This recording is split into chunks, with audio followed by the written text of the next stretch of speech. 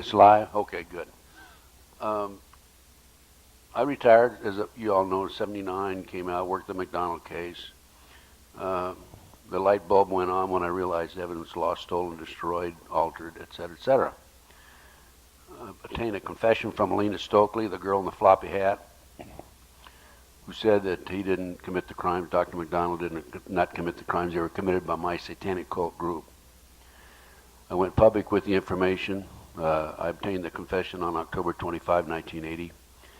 A number of TV shows, uh, radio talk shows, people came out of the woodwork from all parts of the country telling me about the satanic cult movement in this country, United States. People on the East Coast, West Coast, South, and so on and so forth. Same basic story. And they not only told me about the cults, but they told me about the inner workings of the cults. Not a lot of detail, but enough that I could piece it together. And I'm saying, how could somebody from Maine know and furnish the same information as somebody from Southern California?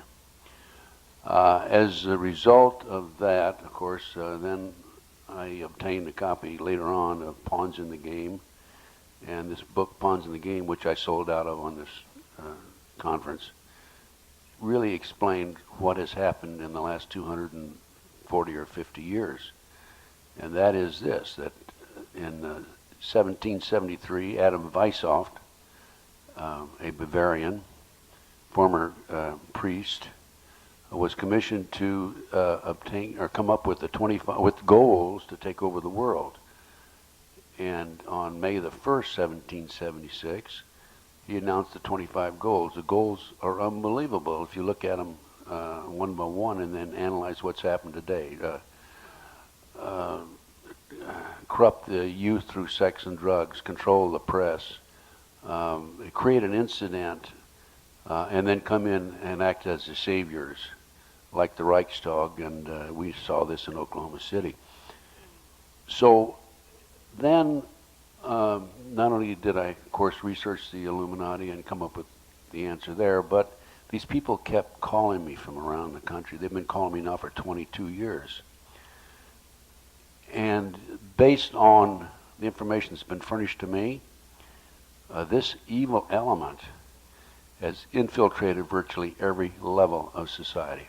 Okay, it's in the government. They've gone out of their way, of course, to infiltrate in city, county, state, and the federal government.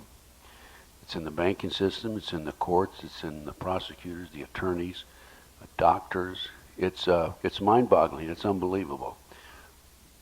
I have been asked how many. By the way, this dovetails, the satanic cult movement dovetails into, as part of the Illuminati, dovetails into drugs, prostitution, homosexuality, the whole 9 yards. And I've been asked on a number of occasions, how many are there in the United States, just say walking the streets? And I say that there's close to 4 million, if not 4 million, practicing Satanists in America today. That's 1.5% of the population. I reached these figures through 3 different means. Number one, a confidential source in South Bay area, Los Angeles, population 200,000, says there's about 3,000 members in that area. That's where the Manhattan Beach McMartin case took place. Lincoln, Nebraska, 200,000 population. Another source told me about 3,000 members there. Iowa City, Iowa, another source told me about 1,500, and Iowa City's a population of 100,000. So if you project those figures, that's what I see as the strength and the number of individuals who are involved in this movement at basically at the street level, and also in controlling positions in various industries. So it is a serious problem. What we're going to do about it, I don't know. The best we can do is just expose it and try to wake up America. It dovetails into the banking system, as Eustace will tell you, I'm sure. And it's even in the military.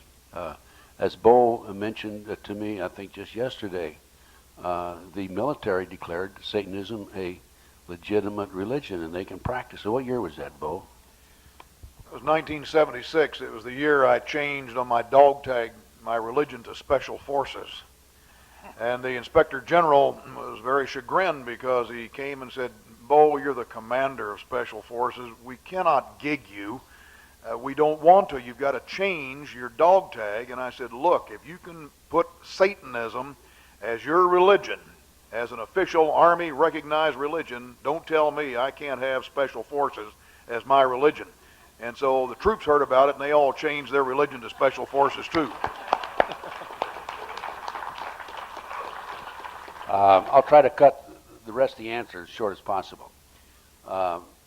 Do I think that the FBI and the CIA, I'm not talking about the whole group. There's a lot of good people in both agencies.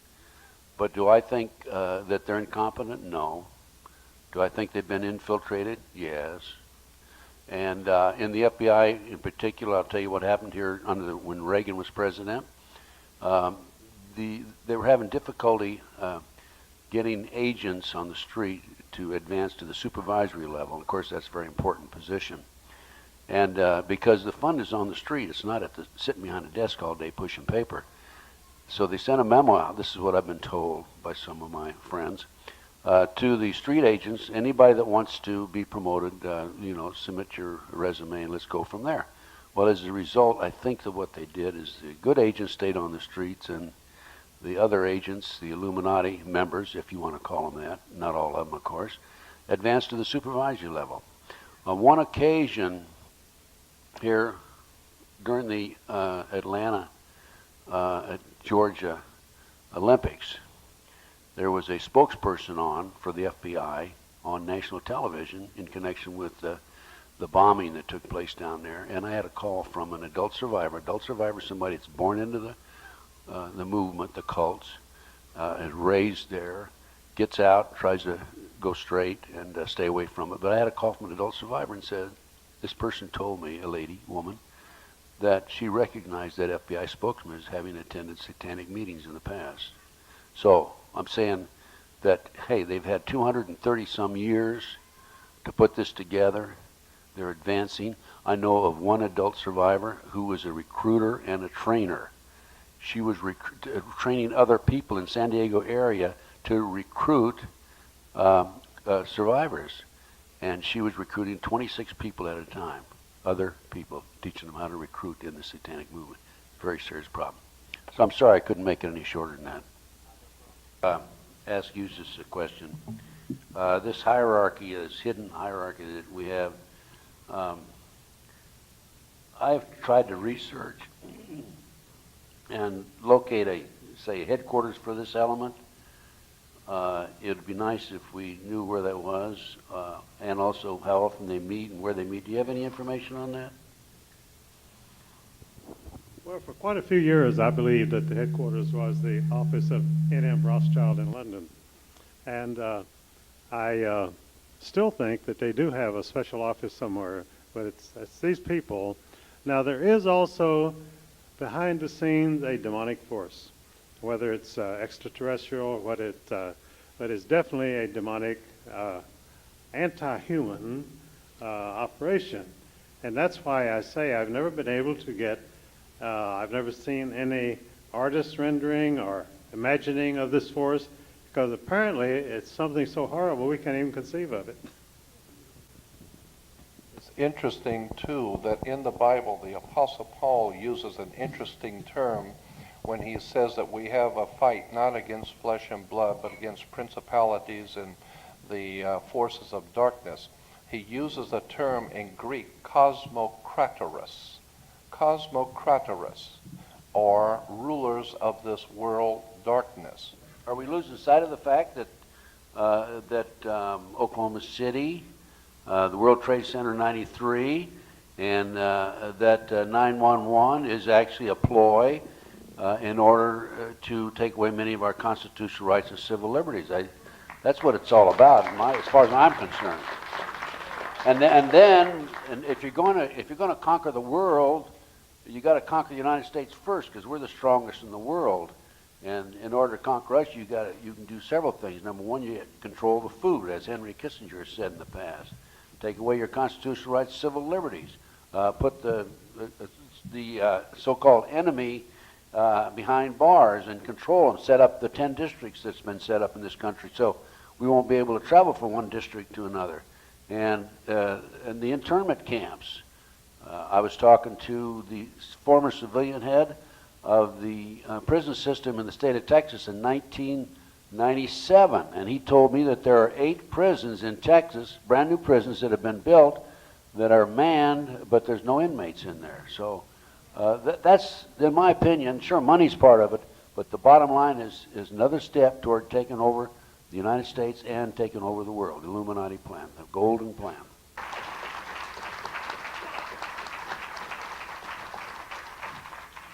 That's a tough act to follow, isn't it? Bo is a great guy. Everybody up here is great.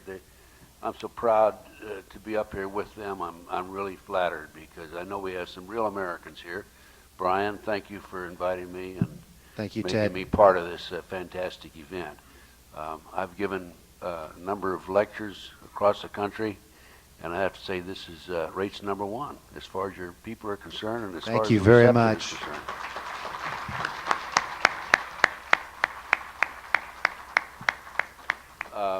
Just let me say this, that I don't think there's any question about it. I think that people are waking up, and it started with the Jack Kennedy assassination, followed by Bobby's assassination. There were more bullets in the walls in Bobby's assassination than there were in Bobby, and it goes on. Then we had Ruby Ridge, and we had Waco, and more recently we had 93 bombings, and then Oklahoma City, and then we have most recently 9/11, and then we have people like Arlen Specter, the magic bullet theorist, coming out, making statements that he expects us to believe. I mean, outright fabrications. It's impossible on the Jack Kennedy assassination for those bullets to have gone 90-degree angles 3 times. But the people are waking up, and I notice it as I travel around the country, and this is great. This is wonderful because that's what we have to do. We have to wake people up. I can say this, that since I got out of the Bureau, FBI, 1979, 23 years ago, and became involved in these issues, that I've done everything I can to wake up my fellow brothers and sisters, and along the way I've lost an awful lot of people that I thought were friends. I mean, they don't even return phone calls anymore, but I don't care because it's important that we follow the path of truth, that we don't weave to the left or to the right. If you know you're right, and my mother and father taught me this, if it's the truth, you don't have to apologize to anybody. And that's what we have to do. That's what each and every one of us has to do. I have a tremendous amount of research, as you know, if you visited my table. And anybody that bought any of my research, there's no copyright with me. I want you to take it and make copies and get it to your friends. Educate as many people as possible.